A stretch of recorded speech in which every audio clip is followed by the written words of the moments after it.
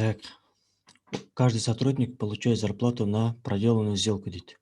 У каждой сделки есть определенная дата. Необходимо группировать сотрудников по определенным датам.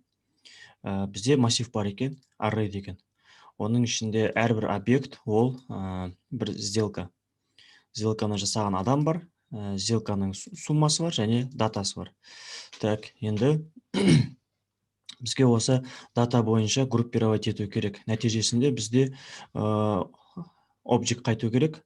Объекттің ішіндегі кейлер даталар болу керек. Сделканың даталары және value объекттің несі әрбір адам бойынша. То есть бұл жерде тағы да сортировать еткен 2 рет. Так, остальные люди, остальные дни. То есть бір адам бір датада 2 рет сделка жапқан болса, бірақ оны дұрыс көрсетпеген ғой мұнда.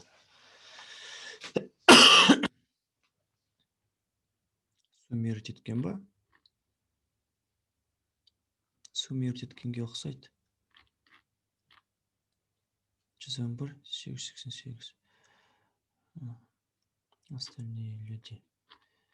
111, 12.01-де. 888, 12.02. Жауабын дұрыс бермеген сияқты. Жауап массив болу керек еді ғой негізінен. Объект емес. Сотрудников по определенным датам. Сотрудников по определенным датам. Бір сотрудник ол бір ғана датаға тиесілі емес қой, ол бірнеше датаға тиесілі ғой. Бір адам бүгін сделка жабады, бір айдан кейін тағы да сделка жаба береді. То есть бір адам бірнеше ключта жүре беруі мүмкін. Так. Жақсы, кіріс бастайық. Ол үшін так, жаңа бет ашайын, консольды ашайық. Методтың так, функция құрайғы. Group by date тең function array'ді алады параметрге және айтару керек. Array'ден бойымен жүгіреді, ол array'ден бойымен жүгіретін болса, ол міндетті түрде i0 i кіші length дейміз, i++. Жақсы. Енді бізде мына жерде не болу керек? Const result тең object болу керек, Так. Сосын return result тек. Енді осы жерде қараймыз. Так. Let item тең array i деп алып алайық. Сосын let date тең итемнің ішінде бізде структура қандай еді? Item date. Жақсы. Item date деп алып алдық. Сосын қараймыз. If result-тың ішіне date бар болса, или жоқ болса әуелі, undefined басында. Undefined болатын болса, біз не істейміз? Res date тең деймізді массив құрамыз. Массив құрамыз, сосын мына жерде let list тең res date деп алып алайық. Сосын сол листке әшейін push жасай саламыз біздің итемді. Так, түсінікті. В принципе, болды деймін. Так, енді итемнің ішінде date тағы да тұрмау керек қой айтпақшы. Сол үшін мына жерде delete item date деп жазса болады. Так, кеттік. Осы функцияны енді шақырамыз мына массивпен. Так, array тең болады. Аны алып алайық. Кетсін. Енді Группа date дегенге array'ді берейік. Array'ді берсек, қалай шықты? Ішінен даталарға бөліп қойды, және каждый дата ол бөлек массив. Мына жерде датаның value-ын тағы да object қылғанда, негізі дұрыс емес бұл. Есептің былай берілгені нелогичный да. Но бірақ жоқ, осылай болу керек дейтін болса, оны да қарастырып көрейік. Әзірге мына кодты алып алайық та, мына жерге сақтап қояйық бір жерге. Бір жауабы кетсін осымен, группа date кетті. Енді мынаны объектқа қарастырып көретін болсақ, тағы да массив болсын. Сосын мына push емес, list push. Так, list push емес. Ол кезде так, list restate, list. Так. Листтің ішінде бізге не керек?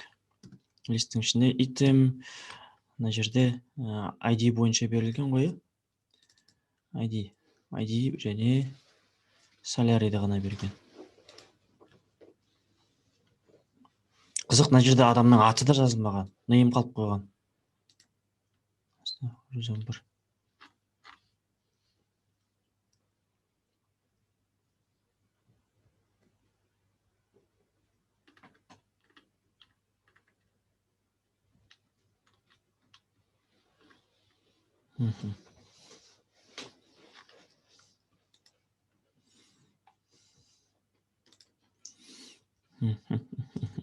Жақсы. Item date алып тастадық, және мына жерде item ID бойынша item ID тең болады. Item ID тең болады. Salary'ді ғана береміз бе? Жақсы. Item ID тең болады. Item десек.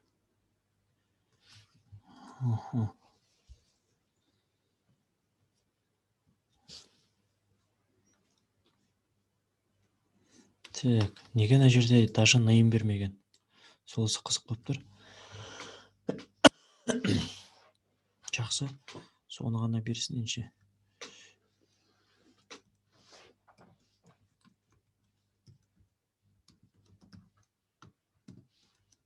Осылай қыламыз ба?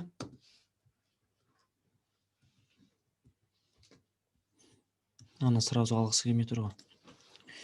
Бұлай қылып алмаймын дейді.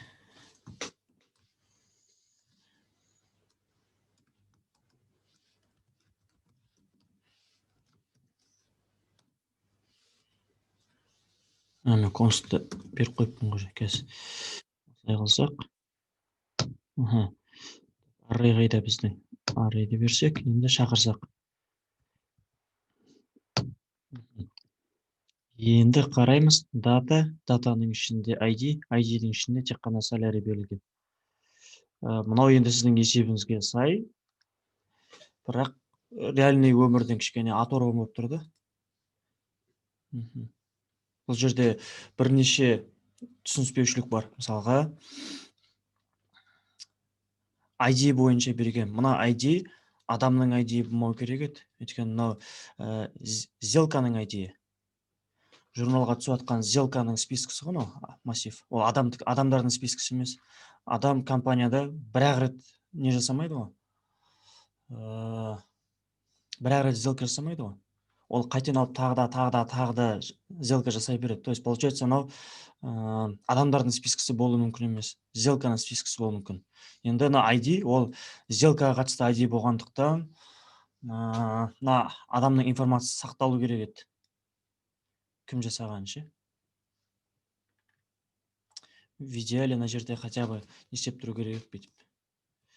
Мына жерде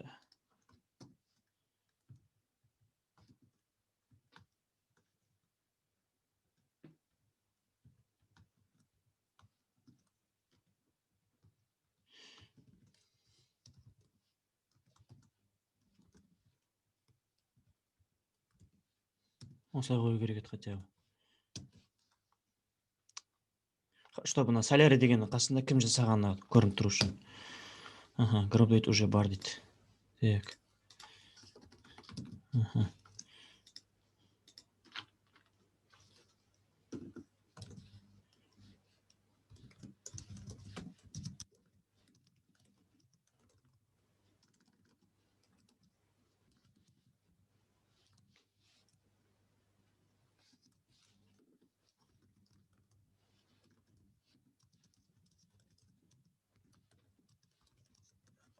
Жақсы, қазір сізге мынаны жіберемін, болды. Енді ана жерге жұмысқа тұрмағаныңыз сізге өзіңізге қайта жақсы болған сияқты ғой. Егер жұмыс беріп жатқан кезде андай нереалистичный тапсырма қойып жатса, значит, сізді ана жақта үйрететін адам нашар болып қалуы мүмкін да. Сіз сол компанияға жұмысқа тұрып, бірақ деңгейіңіз өспей қалуы мүмкін екен да. Ақша алып жатсаңыз да. Дәл қазір ақша алғаннан көрі деңгейіңіздің өсе бергені жақсырақ қой. Өйткені 1-2 айлық алмағанда қуып жетіп аласыз тезірек. Ал қазір арзан бір сол жаққа әйтеуір жұмыс қой деп тұрып алып, кейін не қалуыңыз мүмкін. Өспей қалуыңыз мүмкін. Жақсы.